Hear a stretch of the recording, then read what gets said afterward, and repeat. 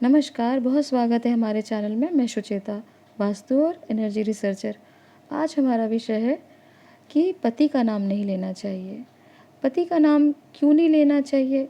क्या है, इसको क्यों दोष माना गया है और क्या कारण है? अगर आपको पति का नाम लेना पड़े तो आपको क्या करना चाहिए? तो सबसे पहले तो ये कारण बनता है कि पति का नाम क्यों नहीं लेना चाहिए।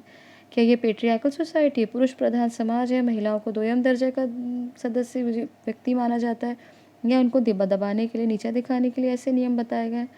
तो पहले तो आपको ये समझना होगा कि ये जो नियम बताया गया है, ये जो जानकारी दी गई है, ये अधूरी है। क्योंकि आपको सबसे पहले ये जानकारी ना हो कि वेस्टर्न मीडिया आपके सनातन धर्म, आपकी परंपरा को हमेशा बदनाम करने के लिए, नीचा दिखाने का काम करती है। इसीलिए हमारे रामायण, हमारे महाभारत आदि सारे ग्रंथों को क्या कहा जाता है? माइथोलॉजी। माइथोलॉजी जो वो शब्द बना है वो मिथ से बना है, अर्थात मिथ्या। तो क्या हमारा जो जितने भी रामायण महाभारत आदि ग्रंथ है, क्या मिथ्या है, झूठ मूठ के हैं? तो सबसे पहले आप अपने बच्चों को बताइए कि बेटा, this is not mythology, this is history. आपका इतिहास है, आपका प्राचीन इतिहास है, आपके ग्रंथ, आपके शास्त्र। नहीं तो अगर आपके बच्चे ये नहीं जानेंगे, इसके साइंस को नहीं समझेंगे, तो ये मिथ ही कहेंगे और बाद में धर्म परिवर्तन जैसी अभी भयावह स्थिति बनी हुई है, ये सब चीज़ें और बढ़ती जाएंगी। तो ये समझना बहुत आवश्यक है कि हमारे धर्म ग्रंथ कोई पिछड़ी मानसिकता का, दिवालियापने का कारण नहीं है, इसके पीछे साइंस है। जैसे हर आप चीज़ों में देखें, इस रीज़न और लॉजिक। सनातन धर्म परंपरा में अगर आपको यही नहीं मालूम आप त्यौहार क्यों मना रहे हैं, दिवाली का क्या कारण है, होली का क्या कारण है, आपके जो जो जो शास्त्र में बताए गए उसके पीछे रीज़न लॉजिक क्या है, अगर वास्तु और ज्योतिष को आप रीज़न लॉजिक के साथ समझ नहीं सकते, एनर्जी को आप समझ नहीं पा रहे, तो डेफिनेटली यहाँ पे आपको प्रयास करने की आवश्यकता है। क्योंकि बहुत से ऐसे लोग हैं अपने ही ग्रंथ को पढ़ते हैं, समझते हैं, परंतु इसके पीछे उनको रीज़न नहीं पता, और बिना पढ़े भी बहुत सारे लोग अपने ही शास्त्रों को गलत बताते हैं।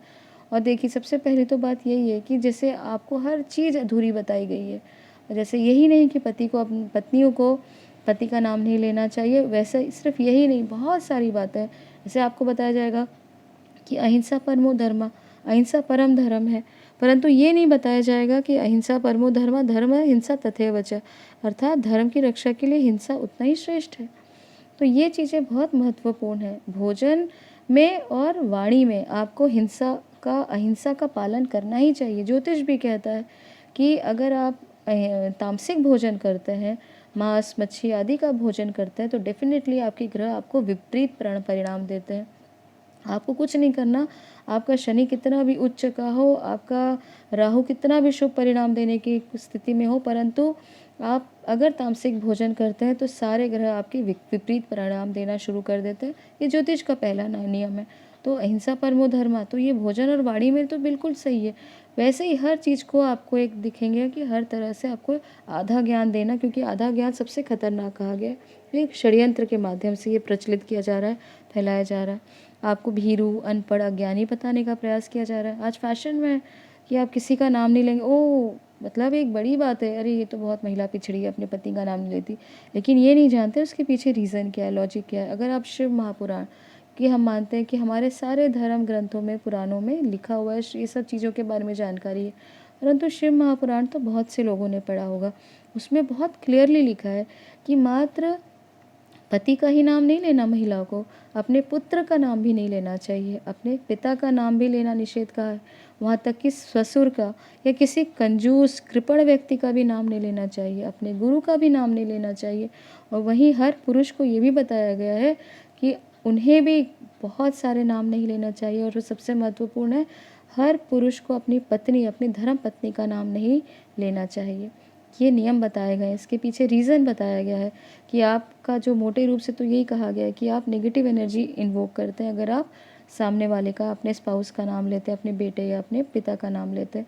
इससे उनकी उम्र की, उनका जो है आयु की हानि होती है, ह्रास होता है। और भी कई रीज़न बताए गए हैं, परंतु मोटे रूप से जो मैं आपको बताने का एक निचोड़ बताने का प्रयास कर रही हूँ। साथ ही साथ आप देखें, पुरानी फिल्म, जो बहुत पुरानी फिल्म है, वहाँ पे हर जगह आप देखे होंगे कि पति का नाम अगर कोई व्यक्ति बुलाता है, कोई महिला को बुलाना चाह रहा है, अपनी धर्मपत्नी को बुलाना चाह रहा है, तो वो बोलेगा हे भाग्यवान, इस तरह से वो अपनी पत्नी को बुलाएगा। उसके बाद थोड़ा सा फिल्मों में जो ये हमारे धर्म शास्त्रों का और थोड़ा नीचे दिखाने के लिए राम की माँ, इस तरह से उन्होंने उनको बुलाने का एक दिखाया, प्रचलन दिखाया। आज बिल्कुल ही हमारे धर्म ग्रंथों का बिल्कुल एक तरह से शोषण किया जा रहा है और हर चीज़ों को एक तरीके से नेगेटिव बताने का प्रयास किया जा रहा है। तो आज तो अब ये सारे ही नियम का पालन नहीं होता, परंतु ये हमेशा ध्यान रखना चाहिए कि इन नियमों के पीछे रीज़न है, लॉजिक है।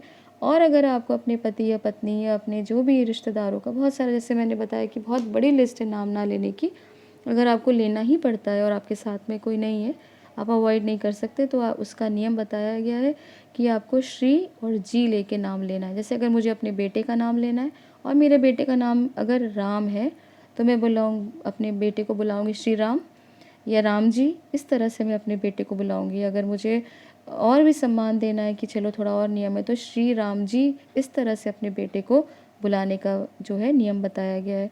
ये बात हमेशा ध्यान रखनी चाहिए कि हमारे धर्म ग्रंथों में, शास्त्रों में, सनातन परंपरा में महिलाओं को सबसे ऊंचा स्थान दिया गया है।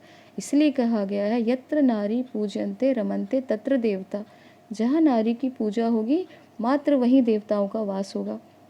साथ ही साथ ये भी बताया गया है कि अगर किसी पुरुष की आपको पत्री देखनी है और आपको बहुत समय नहीं है, आपके पास में वास्तु देखने का या डिटेल में जाने का टाइम नहीं है, तो मात्र सिर्फ आपको इतना देखना है, वो व्यक्ति अपनी पत्नी के साथ कैसा व्यवहार करता है, उसके व्यवहार कैसा है, मत मात्र इससे उसके भविष्य के बारे में आप बता सकते हैं।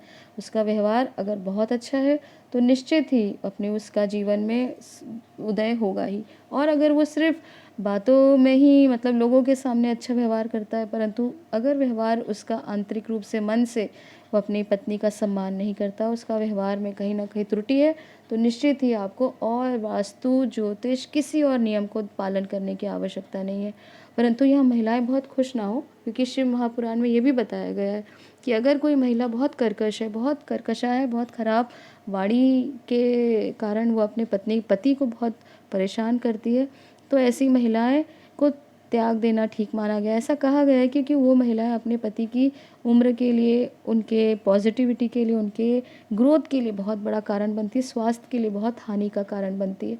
तो ये म्यूचुअली हर चीज़ है कि आप जितना पुरुष अपने पत्नी को एक देवी का दर्जा दे, वैसे महिलाओं का भी ये धर्म है कि अपने पति को, अपने स्पाउस को उतना ही सम्मान दे। अपने पति के लिए वाणी का दोष एटलीस्ट आप कभी भी प्रयोग ना करें, क्योंकि वाणी दोष जो है महिलाओं के माध्यम से बहुत बड़ा नेगेटिविटी का कारण बनता है, रिश्तों को ख़राब करने का कारण बनता है।